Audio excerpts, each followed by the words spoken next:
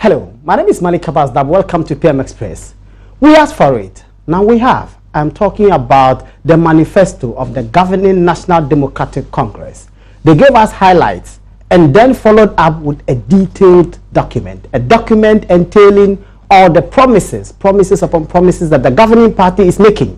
That if it is given another term, it will implement this document and the lives of the Ghanaian people will be better. Are these just phantom promises or there is merit in them? When we come back from the break, I will introduce my guest who will dissect the document and answer all the questions. Stay tuned.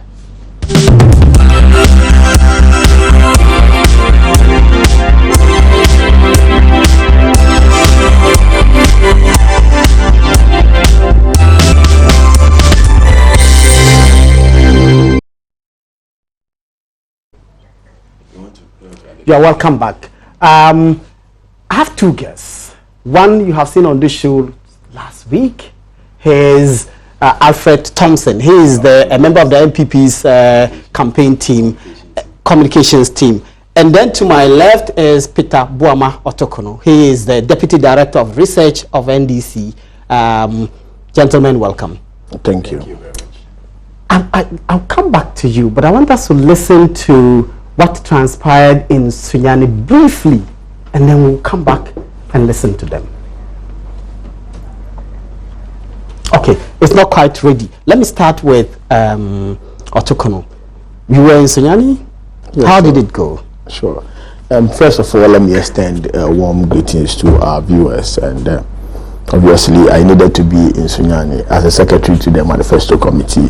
The entire preparations was virtually around our necks, so we needed to get everything right.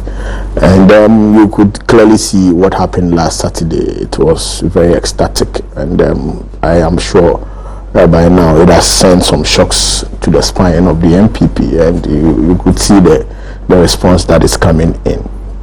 The manifesto of the NDC is one that is hinged on practicability. We are coming from the Better Ghana agenda in 2008 to the Advancing Better Ghana in 2012, and this time around we are changing lives and transforming Ghana. Now, what we did was to assess our performance in the past medium term and look at how far we have, transformed this country, how far we have lifted the fortunes of our people. Then we made projections for the future, looking at the possible externalities, the kind of fiscal challenges that we may probably have in future. But you did more than that. You did other things, including going for the juggler. You went for your opponents, including the carrying of coffins. Was that necessary? No, you see, I met an 84-year-old man this afternoon who was utterly disappointed that people will carry coffins and with their political opponent in it. You see, that this is not the first time this is happening. We have seen the NPP do. Let's talk about this one. No, please. We have seen this so many times, and it's not because the campaign team. Do you approve of it? The campaign team of the NDC or the president will sit down and say that somebody should carry a coffin of the opposition leader. You are not taking responsibility for the actions of your adherents. No, obviously not. I when I saw it, I thought that it was not necessary. Obviously, and so what happened? But you see, in political circles, if you have followed politics for a long time, you would see that. You know that I have followed politics for a long time because you and I were in looks. So you know that. So you are aware. So we don't need to. We don't need to. Did you approve of that? We don't need to shift the focus of such an important event. No, we are not with such critical issues. That hinges on the transformation of the lives of our people. That hinges on the very living standard of our people with such let me pick trivial Alfred's thoughts. Alfred, you monitored what happened in Sunyani. Yeah, I did. What are your preliminary observations? First of all, I'll say it was very appalling, because I don't see the reason of pasting an adult's pictures on a coffin and carrying it around. What was the significance of that? You are coming to tell us what you are going to do to make sure that the sinking country would rise from its sinking nature above a level where everybody, at least if they don't get anything at all, they'll be comfortable in their homes. The first thing you saw was this sinking coffin. And you see, it's like They really did not know what they were about there. I'm telling you the truth. That's how I see it. Because if this is what, and you sit down as a deputy director of research, a person of the national caliber, and you tell me that, oh, you couldn't control that, and you expect me to believe that you can control the whole nation? If such little things within your confines, but Alfred, you can't control things your own party people do in some parts of the country that you don't have control over. You are saying in some parts of the country, but you were in that vicinity at that time. Immediately you send someone to stop it. That this is not right and we are not going to do it. You can stop it immediately. But when someone when something is happening, like maybe the western part of the northern part of the western region, that is a far off place. You have to call an executive who will now move to that segment and try and calm down or maybe stop the issues that are going on. Especially if the presidential candidate. But you are there at the moment. May have been far-fetched. It's not far-fetched. In the aftermath of the 2012 elections, our reporters were beaten by some of your supporters. That in Accra here, just where wasn't in this place they call Mamadou Okono Park. Just in Accra. When some people were attacking them, when party executives there who stopped them? Okay, admitted. Did they stop them or not? Elizabeth Ohini and Nana Komia and Oboshi Saikofi came to apologize. So thank you very much. They stopped them. Later. So it tells you that immediately we act there. We act there.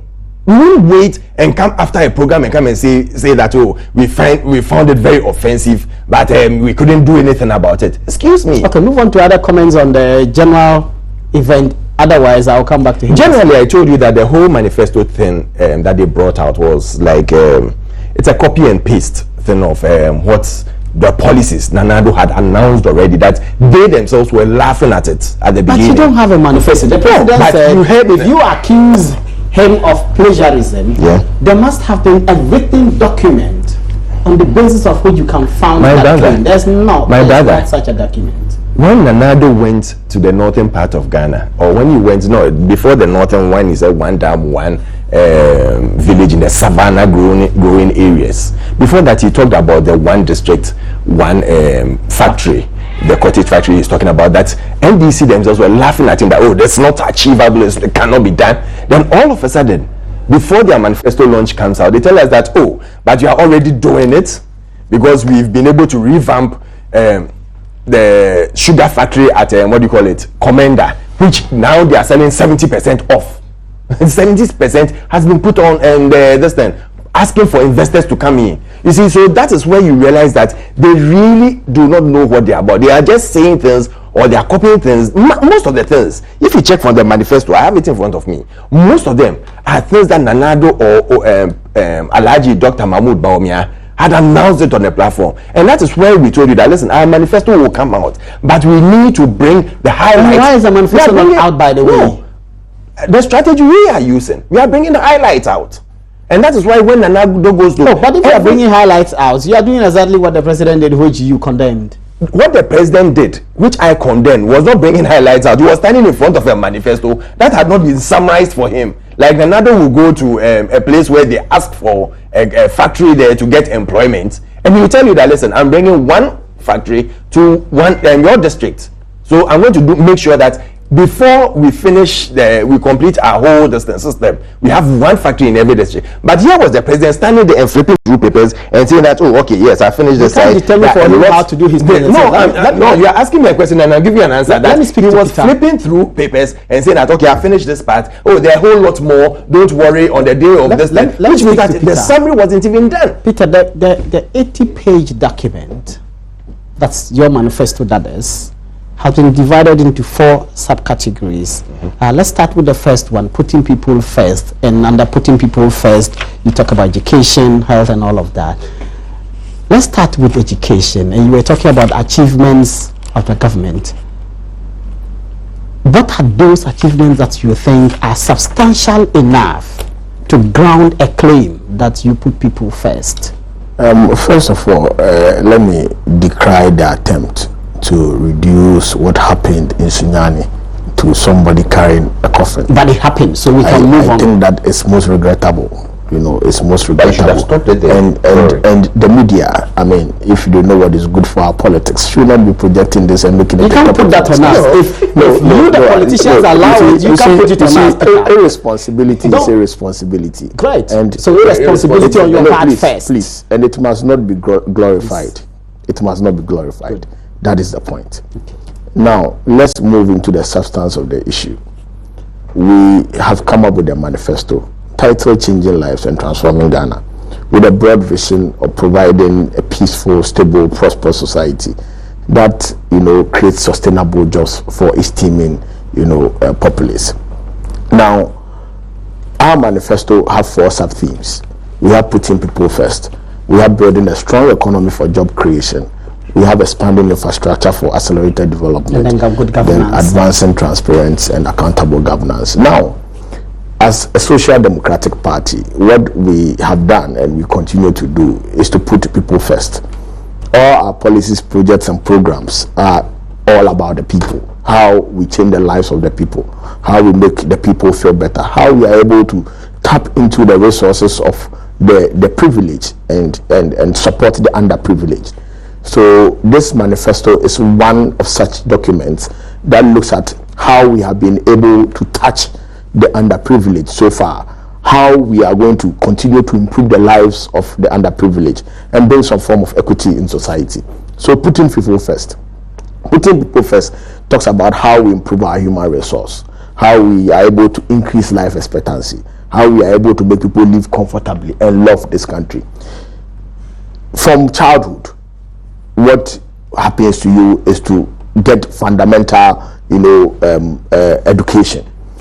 So putting people first talks about education, talks about health, and it talks about how you survive even after we have created enough jobs for you and you have retired. That is what the putting people first theme talks about. From education, you realize that from 2009 till now, we have been able to achieve some monumental, progress in transforming the educational sector. We have been able to build some 11,800 new institutions. These are not institutions that we are upgrading, where we are adding laboratories, where we are adding new classroom blocks, new institutions. That is about some 26.3% increment in the total number of schools that we have had from independence. Now, this increment that we have had in terms of the number of institutions has led to enrollment increasing by 1.8 million, young people. So 1.8 million young people from 2009 till now have had access to education.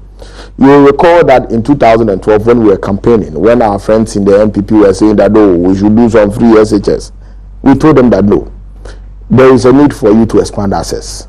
Now, when you are able to expand access, and all children, including those in the remote villages, those in Nankpanduri, those in Bima, those in Agnanya Krom, and all those places, Abodom, and all those places, have access to quality education.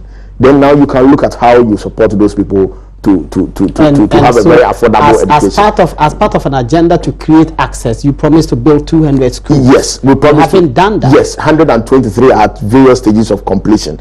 And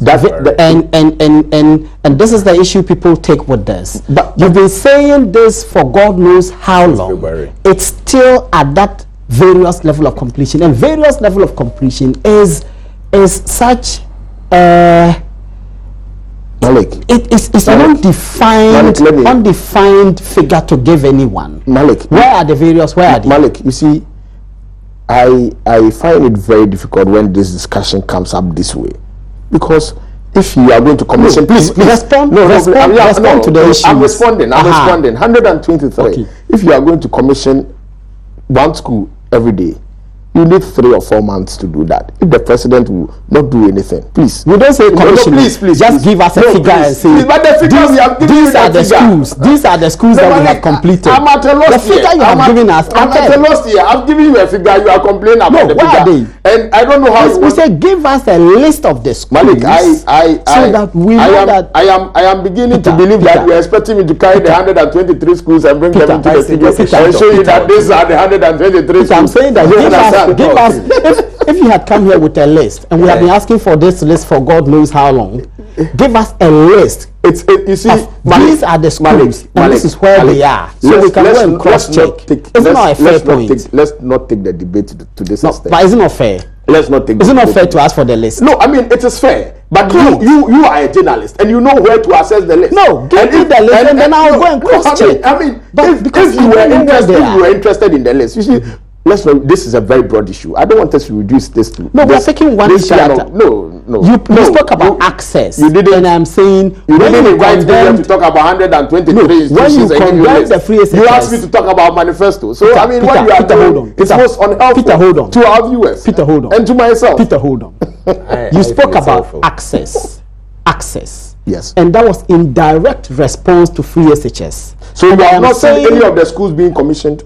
I am saying, tell our viewers that you have not seen a single of the 123 Peter, being commissioned. I'm not moderating the show, so listen to me. I am saying that in response to the free SHS, you promised 200 schools to expand access.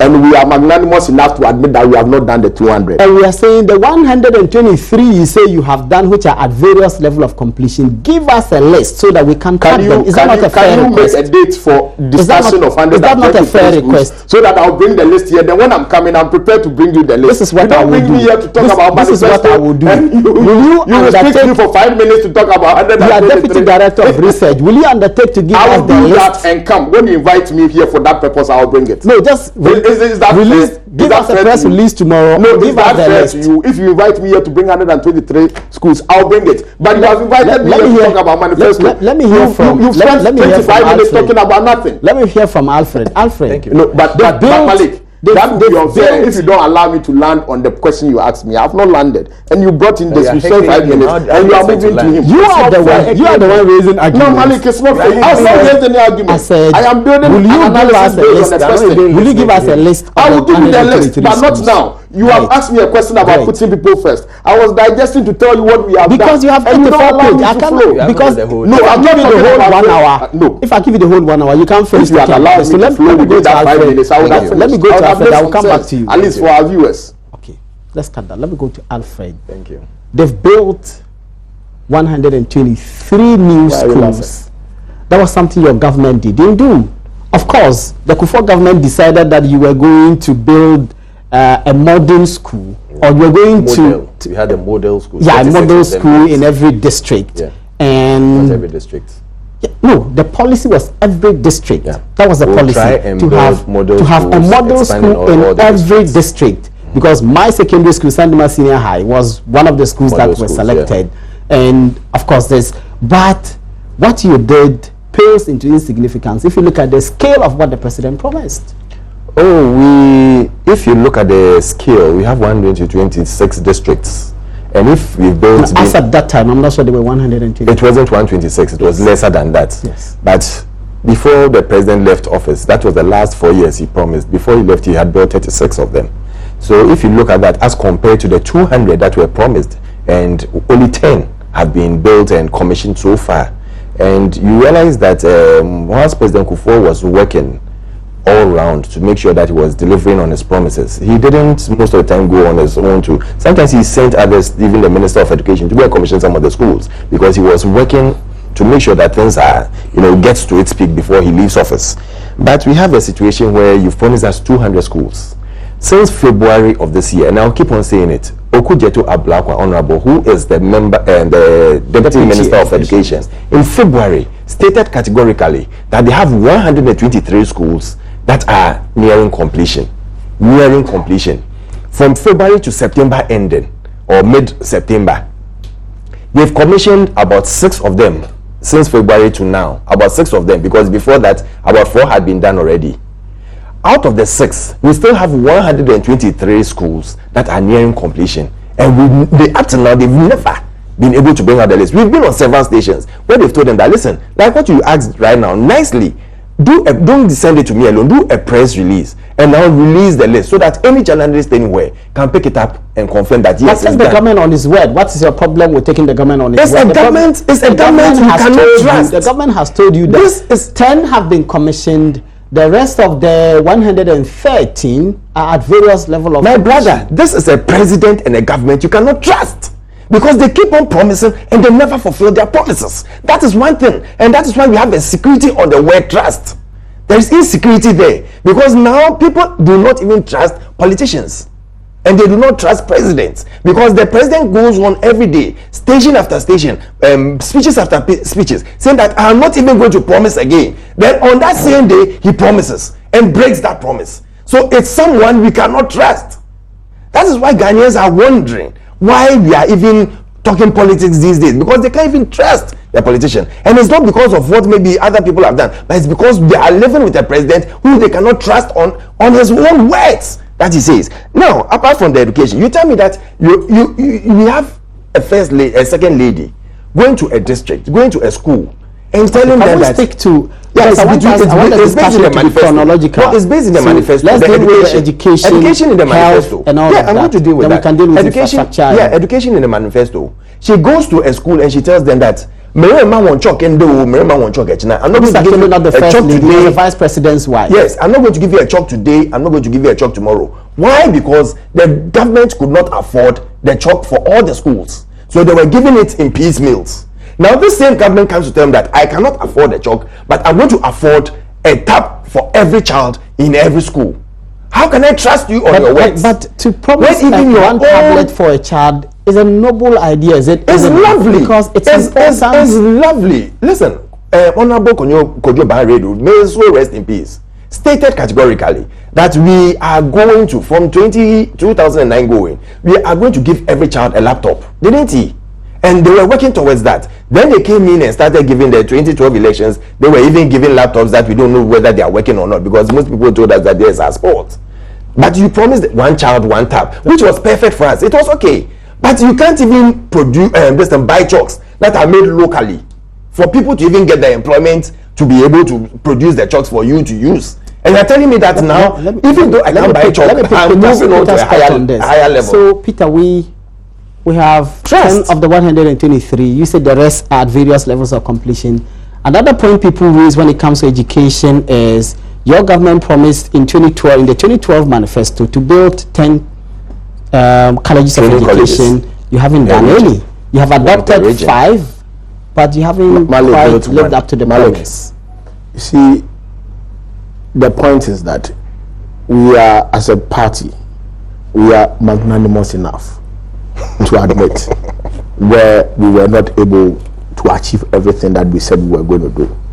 Now, before we drafted this manifesto, we did a point-by-point assessment of all our promises in 2012. And we had achieved 80.1% of our promises.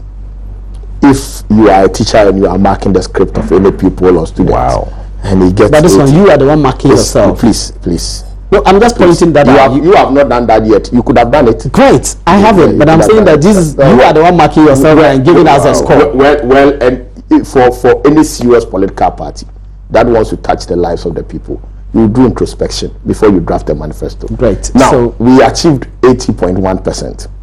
We have done same for previous manifestos of the NPP, where they fell below 50% and all that. What we did was that we took the quantitative promises that we did, like we built 200 schools, we built 10 colleges of education. Then we did an assessment of how far we have come.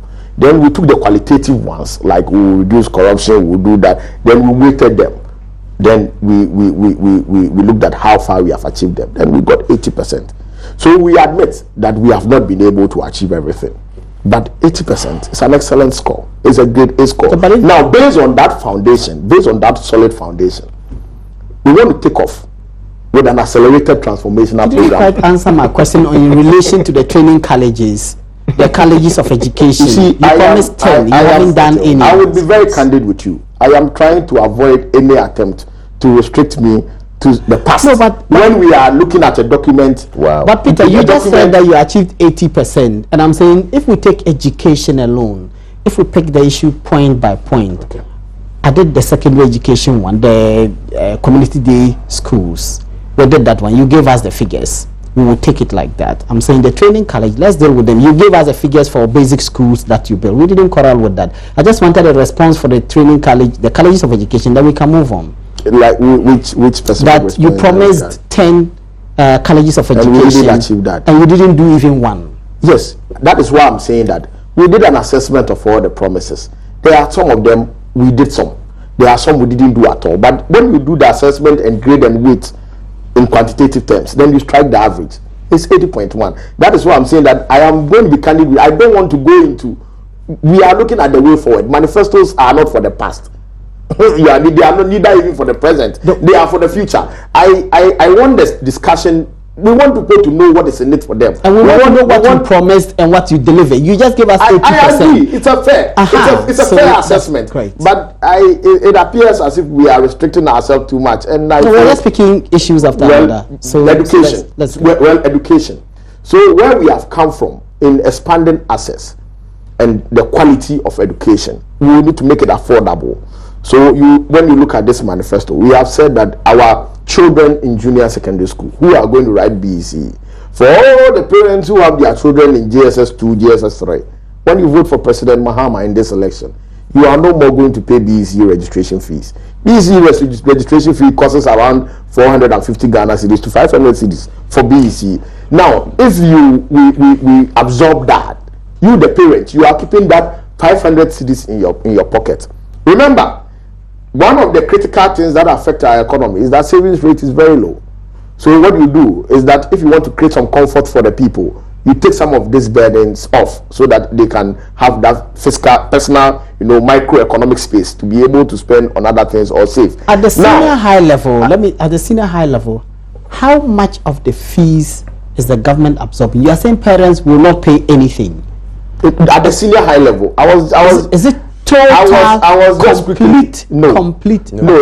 I was just quickly moving there. At the senior high level, we said that at this point we can do free education for the day students. Now we started that last year. And what does that constitute? And that constitutes the absorption of tuition fees and every other fees that parents were being burdened with. So you realize every other fees. Please. When you realize that this year the Ghana Education Service gave a list of fees that they can collect even from borders. Then this year we have said that we are going to add some borders, but it's not going to be all borders. We are adding borders of disabled, wards. So if you are a parent of a disabled child and the child is going to the boarding school, he or she will not pay any boarding fees. Answer from you. Are you saying that with the day schools, be they the new ones you are building or existing ones, anybody who attends these schools at the senior high level will pay absolutely nothing? Obviously not, because there are some auxiliary charges that the school charges. You understand? Such as what? That are extra tuition. Such as what? I may not know. It varies with the schools. It varies with the schools. I cannot give you that figure yet. How much is the tuition fee the government is absorbing per student? I cannot give you that figure here readily. But the point is that. So give me a list of the things that government is observing. Tuition. Malik, you are being unfair to me. I said I cannot readily give you that. I cannot readily give you that. You want me to lie? I don't lie. Because now, I wanted to know, Malik, if my brother is going to senior high school and it's a day school, the kinds of fees that the government is absorbing. So that maybe on a very nice day you can invite the Minister of Education. I'm sure they would readily have those things. But the point I'm trying to make is that as part of our policies and programs to make education affordable, we said that we are going to give free education to borders of parents of disabled people in very deprived communities. So the Ministry of Education. Do we have a list? Do we have a figure, the number? How many are they? I don't have it yet. But how do you promise something to people you don't know how many? You see, Malik, I think that Peter is fair. You are with the research department. You are the government. I don't readily have it here. Okay. So what? Okay, so you understand. The point I'm making is that lots of persons with disabilities in our bid to make it affordable, we have added words of disabled people, deprived communities. Then we have also said that in senior high school, when you get to your final year, you are going to write your SSC. Definition of a deprived school? Malik, will I be allowed to make any single point in this studio today? I just want to understand. Lie. I mean, what's the definition of a deprived school? I didn't mention deprived school. Oh, I said deprived communities. Okay, so what's a deprived community? How do you distinguish between a deprived community and a community which is not? What are the elements? Malik, I would not want to hazard. So that I can tell you how community will benefit. I would not want to hazard the defining. It's with the technical men in the Ministry of Education. Let me say what the NDC. the NDC is promising in its manifesto for the people of this country. Yeah, but so the benefits, what we want to do. What we are saying is that the secondary school students who are going to write their SSC in the next medium term, when they vote for President Mahama, they are not going to pay their registration fees, 750 Ghana cedis. Parents are going to keep those monies in their pockets. They can do some other things with that. Under the same education, what we are saying is that once we are making it affordable and we are taking all these areas off, there is a need to look at tertiary education. We are building a new university in the Eastern region. After building the University of Health and Allied Sciences, you promised to do that. After building the University of Energy and Natural Resources. You just mentioned Eastern region. You promised that in 2012. You haven't gone beyond just passing a law. No, but you promised to build a university. You've just passed the law. Malik, 4 years. Malik, how can we now believe that you will do it this time around? Now you see, it's getting frightening because before we started, I laid the foundation that we have achieved 80.1%. We have not achieved everything. But in building a university, there is a long process that you go through. You go through consultative process, you prepare the law, you take it to the parliament, parliament approves it, you move to the ground, identify a site, and start construction. You knew all these processes. You knew all these processes, and we have been magnanimous in the face of all this to admit that we have not achieved 100% of our promises. When you were making when you try to do this, it appears as if you just want to want to give the dog a bad name and hang it. Peter, you promised 200 schools, you haven't delivered all. We have delivered 10 colleges of education, you have done 9. We have not delivered all. You promised stadia in all regions. Okay, but you admit that we have adopted 5. You agree that we have adopted 5, but you were expecting us to build new I was asking Ofosu Ampofu last week, at the time that you were making the promise, didn't you know you were in government? Because you were in government. Didn't you know that you didn't need to build? You could have adopted. Didn't you know when you were making the promise? But what is the difference? When you were making the promise, what is the difference? When you adopt an institution and improve the infrastructure, Peter, when the site is there, space is there, land is there, and you can build new infrastructure for them, and you adopt it. There's a 1 classroom. You have 80-unit classroom blocks, and you adopt it, and you're handling it. You don't call it construction. Peter, hold on. You don't call it construction. Peter, hold on. I am saying, at the time that the promises were being made, we knew that you needed to pass the law, identify the land, so you are talking about the university. By the universities. We knew all of that. We were very much aware. We didn't do the university. So let's just admit that you didn't do the university. It's most ridiculous to say that because you know the law has been passed. But you see, the law doesn't make a university. The law is actually the backbone of the university. You can't run a university without that. You know that. You and I agree on that. You have been in nooks. You can pass 100 laws. You can pass 100 laws establishing universities. The law is the backbone of the university. Without it, you don't have a university. Alfred, thank you. I thought you let me land on the university. No, you have landed. Alfred, thank you. You promised free senior high school. Yeah. They are delivering. They are not. You shouldn't have any complaints. They are not delivering. My brother, you see, when he started talking about senior high school, you know, my mom used to be the headmistress of Wesley Girls High School, so I have some love for education. I don't joke around education. And with that, we know that, you know, when you want to develop your country, your human capital is the backbone of every development. Because if your human capital is poor, nothing can go on. Anything you tell them, they wouldn't understand. Now, let me tell you something. When we were leaving office in 2008, fees for second cycle institution was not even up to 700 Ghana cedis. It was about 6 something. As I speak now, I have in front of me the 2016-2017 fees for the academic year. This thing alone, what do you call it? Senior high school. From which school? From which school? It's Ghana Education Service List that they brought out, the general framework that they give to. So it's after that, that's the various schools who add their PT and other things. Now the total fees. Please, when we are talking, I was very quiet. Please, let's be civil here. Let's let viewers think I want to. I didn't intend to. The general fees for the boarding is 1,022.20. You know what? And the day is 560. Take 1 or 2 things in and out of it because it depending on every area and what they take in and out.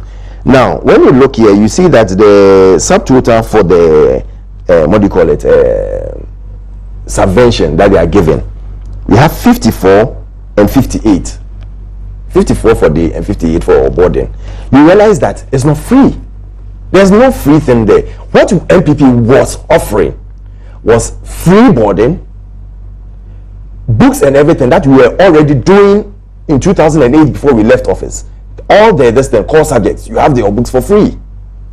Everything, your uniform and everything was going for free, because we were going to devote money purposely to make sure that we educate our people. Even if it takes, like what we did with the cocoa session, when it should take some time to leave the way the whole educational system has sunk to where we are now, or where it can be, human capital development that has gone up.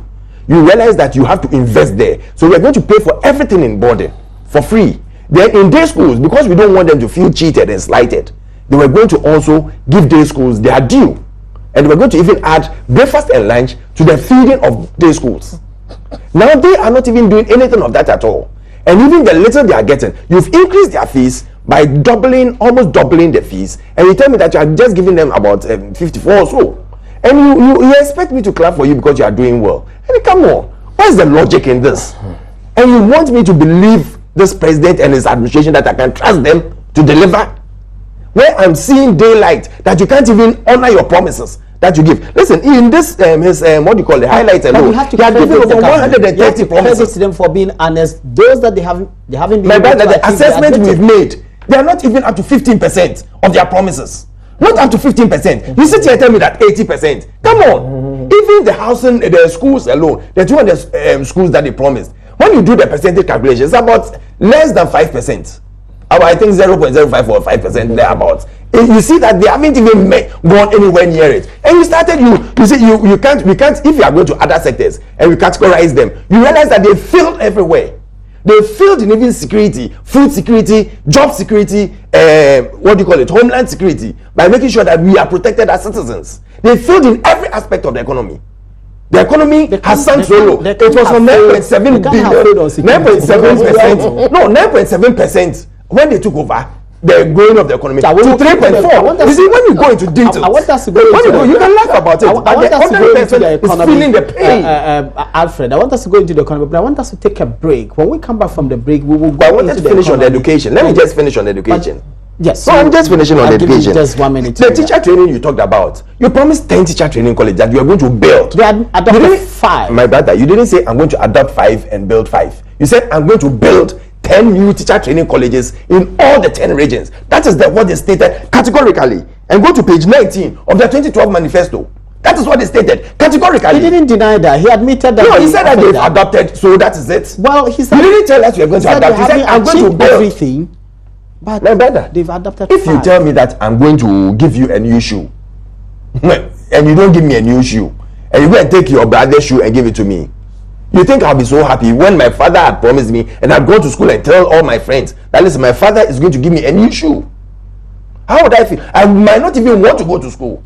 This is how bad it is. You don't tell me one thing and do another. We have to take a break from this point. You are watching PM Express and we are dissecting the governing NDC's 2016 elections manifesto. When we come back, we will continue with this discussion. Stay tuned.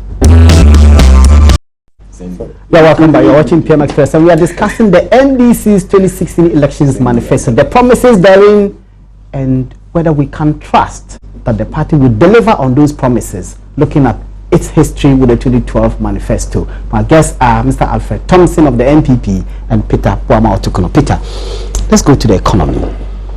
The president, when he was delivering the highlights, said that his government had stabilized the economy, and I asked Officer Ampofu last week here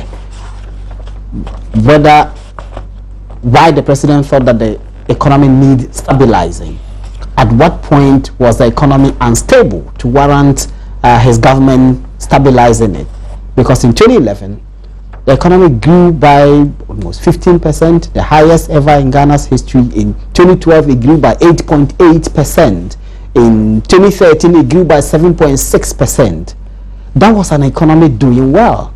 So at what point did the economy slump to the extent that the president would stabilize it? Let me tell you what. If you look at our performance in 2011, the 15%, and the kind of performance that we had in 2012 and even 2013, and subsequently what we had in 2014, you realize that it appeared that there was a downward trend. Now, the reason why we had that downward trend was that within that same period, commodity prices were struggling. Several externalities were coming in. So we have discovered oil, but the prices are rather unstable. And we said we were going to produce about 100,000 barrels by 2012. In 2012, we didn't even achieve 60,000 barrels. So you realize that it will have an impact on economic growth. In 2012, let me lay this foundation. Our economy, because of the inefficiencies in the structures, have a lag effect of around 8 months. So when you take economic decisions, it takes like 8 months to reflect. So you recall that just after 2012, when we were about to take off and secure some recovery for the economy, we went into this 9 months or 10 months of this court case, which obviously had some challenges on the economy. You recall that somewhere in October, on your sister station, Joy News, there was a gentleman who was on, I think, one of your Connect programs around 6 p.m. who said that for the whole year he has been doing business with a lot of international organizations for the whole year. It was after the Supreme Court ruling that he got his first payment. So that tells you that it had some economic impact, you understand. So for about 10 long months, nothing was going on. And what happened in 2010 obviously will have a rippling effect from 2014 coming. So then you will need to put together some measures to stabilize the economy. That is why we came in with our homegrown measures. Now, we realized that our homegrown measures to create that fiscal space, to bring in that fiscal legitimacy, was basically the same as the requirements that you would need to secure a support from IMF. So you recall that after implementing most of our homegrown measures with the gift mix and the human resource information management system and so on and so forth, we took our proposal and that kind of homegrown measures to IMF because we're already implementing them, and we got a program from IMF. Now, after enrolling on the program from IMF, you would see evidently that we started having some kind of progress in terms of how our fiscal regime has been, and that has led to our fiscal deficit coming far low from a double digit to around 6.3. That's the problem. In just 2 months ago. There are those who argue that it was this same government's indiscretion or recklessness in the 2012 elections that resulted in the double-digit deficit that you talk about, because this government was in office, and it was this government that spent so massively in the 2012 elections, waking up a fiscal deficit of 11.6, almost 12%. Malik, you see, for political expediency, one may want to say that, but I made the point that in 2012 we had a challenge because our expectations of producing 10,000 barrels or 100,000 barrels a day with our oil find was not achieved. In fact, it was barely 50% achieved. You understand? So you obviously have that kind of crash. You had about 15% growth in your GDP, and the next moment, what caused your GDP to grow extra 10% is struggling. You are getting 50% of it. You obviously go into some fiscal challenges, and that is what we faced. And it was coupled with the problems we had in 2013, and that is why I said that challenges in 2012 and what we faced in 2013 aggravated the economic challenges. So then we needed to have some accelerated, measures to stabilize. So we went to the IMF in 2014. Yes, and as it stands now, it is yielding results. And you say when you take economic decisions, the effect normally is realized 8 months later. We went to the IMF. Most essentially. Yes, we went to the IMF in 2014. Yeah. 2015, when we should have been benefiting from the homegrown solutions and the IMF, we rather had one of our lowest growth, 3.9. But you see, the interesting thing about the program is that the program is not a one-day program. It's not after you sign the IMF program, then 8 months on it, everything must change. You remember that even with the program, they give us the money in phases. It's about a 4 years program, and the first phase we got about $150 million US. You understand? So it's in phases. You don't just get all the results in 1 day or in 8 months, as you are trying to put it. But the point really is that we have come to a point where the economy seems very stable. Peter, you recall that in 2012 and even after 2012, our currency was an issue. Everybody was talking about the currency. The CD was falling. The CD was doing this. But CD was actually falling in 2014. The CD suffered its historic fall in 2014. No, Malik, I'm coming. From 2014 to 2016, our currency has been the most stable. In fact, on the continent. And you will agree with me on that. That is not economic stability. The president said that apart from the Francophone countries, he took out Ivory Coast, Burkina Faso, and others. He took those ones out and said, without those ones, our currency is the most stable. Thank you. So it's not the most stable.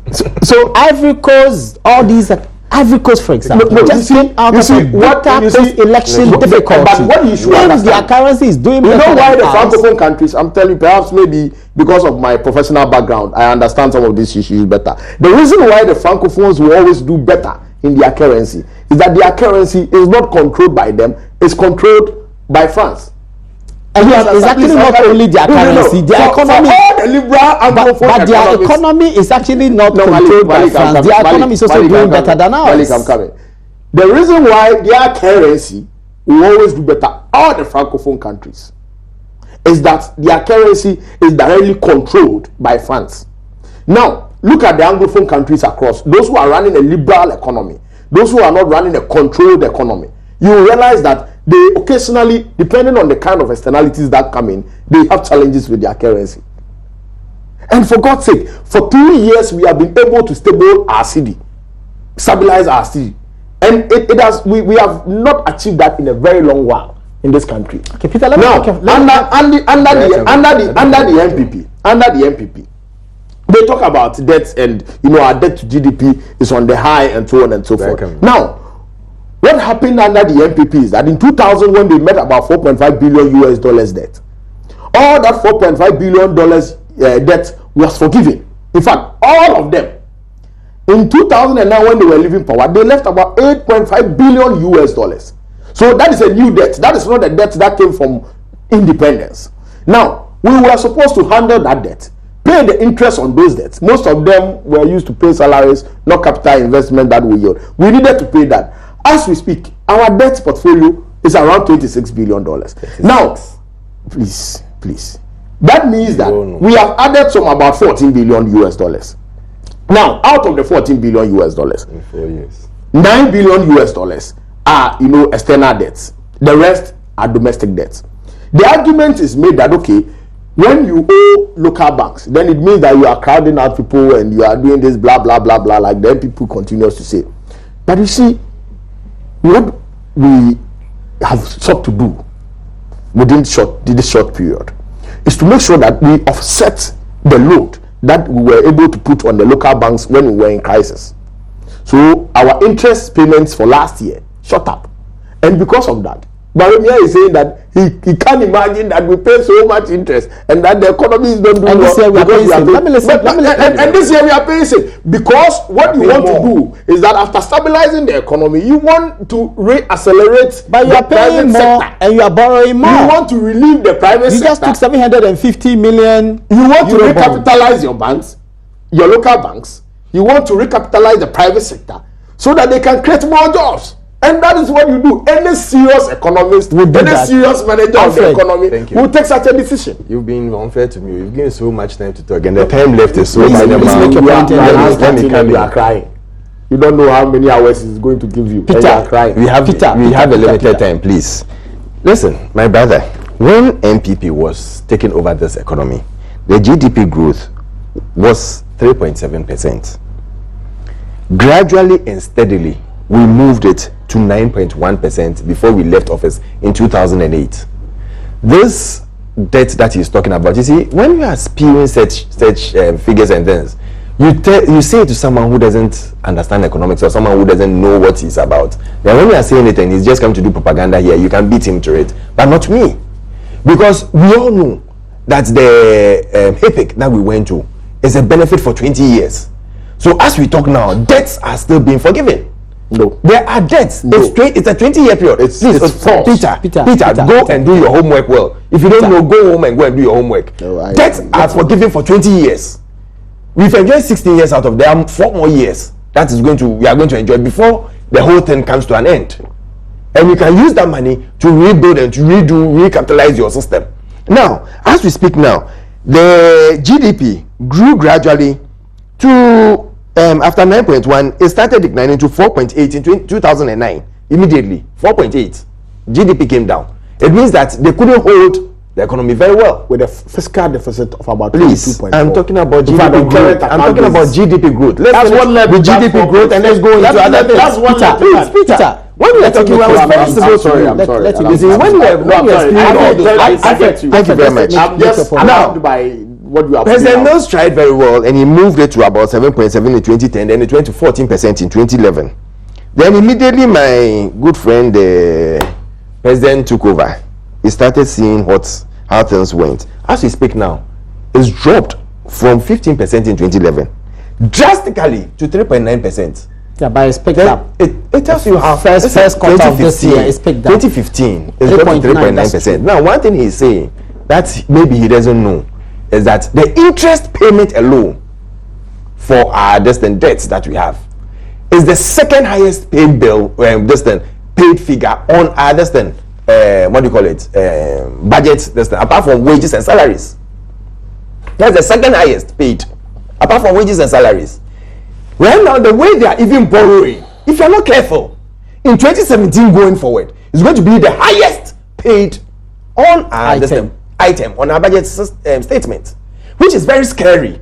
And that is why you ask yourself, you see, these are things that if you tell me, oh, I'm doing roads, I'm doing this, I'm doing that, fine. Every president who comes in does roads. Every president puts in infrastructure. And where I have a problem is that, you know, when we always keep on saying that the roads and infrastructure that is being done is not equivalent to the money that is being borrowed. Because when the money stays in the system, it circulates.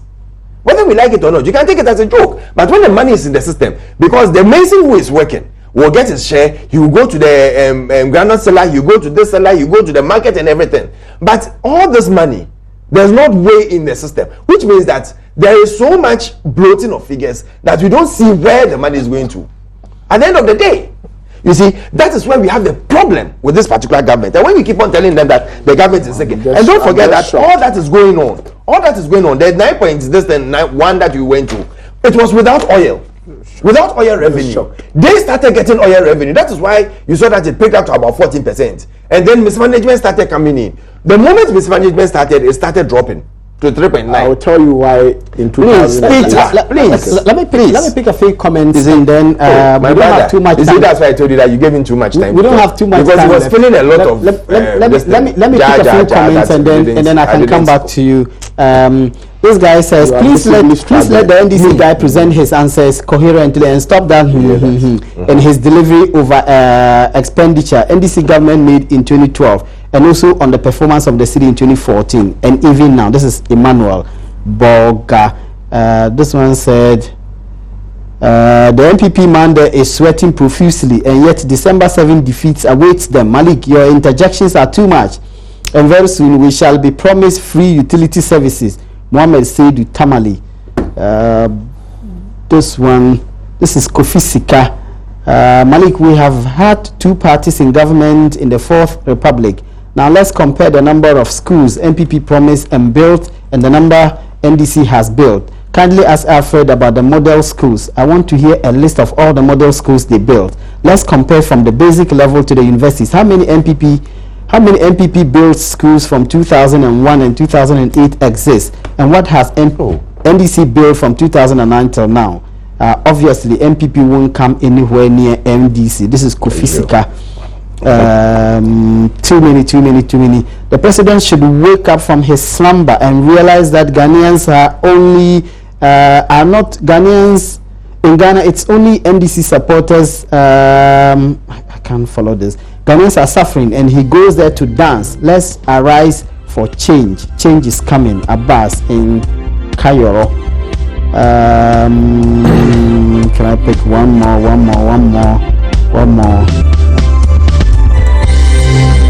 Not going off. There are too many. I think we don't have too much time left. So I don't know if I have 15 seconds. I'll give you 15 seconds. I'll give you just 15 seconds, and I'll stick to the 15 seconds. My brother, when you look at fiscal deficits, 3 consecutive years, you saw that you have a double-digit fiscal deficit. Take 2012, the economy ended with a fiscal deficit of 12.2%. In 2013, it ended with 11.7%. And then in 2014, it ended with 11.9%. So 3 years consecutive. It's never happened. It's never happened. 15 seconds. You read copiously from the edited presentation of Barumia. You are taking part of your 15 seconds. Yes, but the point really is that as we speak, the economy is far more stable than it was in 2009. Thank you very much. The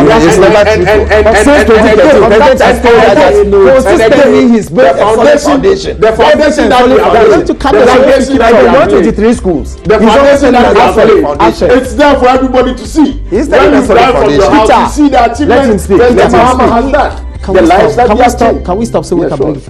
You've been watching PM Express. My guests have been Peter Otokonobuama. He is Deputy Director of Research at the NDC. Alfred Thompson is part of the NPP's communications team. My name is Malik Abbas Dabu. At the weekend, I met amazing fans of this show. Hakim Adams, Haluk Zakaresin, Alaji Sharif, the 2 Charles who operate pharmacies in Sandima. All of you are fabulous viewers of this show. We are profoundly grateful for your time. God willing, we'll bring you another discussion on this show tomorrow. Until then, my name is Malik Abbas Dabu. Bye-bye.